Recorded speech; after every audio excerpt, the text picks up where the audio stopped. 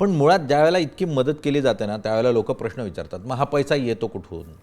मग हा पैसा इतका आमदाराचा पगार आहे का की तुम्ही 1-2 लाख रुपये वाटता, एवढे खर्च करता, मग एवढा पैसा येतो कुठून? तुमचं म्हणणं एकदम रास्त आहे. अजून एवढ्या वर्षामध्ये एकही डाग आमच्या अंगावरती नाही आहे.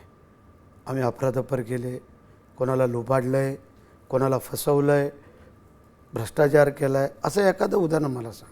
चमत्कार घडतो कधी कधी, कधी कधी पैसे नसतात, वाटून संपलेले पैसे नसतात, मग अचानक काय नाही काहीतरी कुठला व्यवहार होतो, कामं आम्ही देतो लोकांना, काय लोक आम्हाला त्यातली हेल्प करतात. त्यात काय, जर आम्ही तुमचं एखादं चांगलं काम केलं आणि तुम्ही जर आम्हाला मदत केली, तेच आम्हाला द्यायचे आहेत गरिबांना.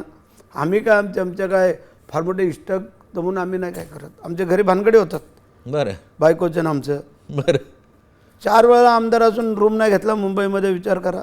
अरे मग कुठली बाई घडल? ते बोलते एकदा आमदार झाले, त्यांचे रूम आले मुंबईमध्ये झाले, आणि तुम्ही 4 वेळा आमदार होऊन आत्ता परवा घेतलं, एक 4-5 महिन्यापूर्वी बँकेचं लोन काढलं. तिला बोललो आता घेतो, तुझी तरी इच्छा पूर्ण करतो, नाहीतर मग परत ते काय होतं, ठीक आहे आता आपण आमदार आहोत, मंत्री आहे, तो पण आपल्याला रूम आहे, सगळं आहे. बोले उद्या आपण आमदारकीच्या नंतर बाजूला झालो, काय झालो तर मग आपण कधी मुंबईत झालो तर थांबायचं कुठं? त्यांचं काय चुकीचं नाही महिलांचं. बरं किंवा आपण कधी गेलो बा 2-4 दिवस ह्यासाठी, बाकी काय नाही.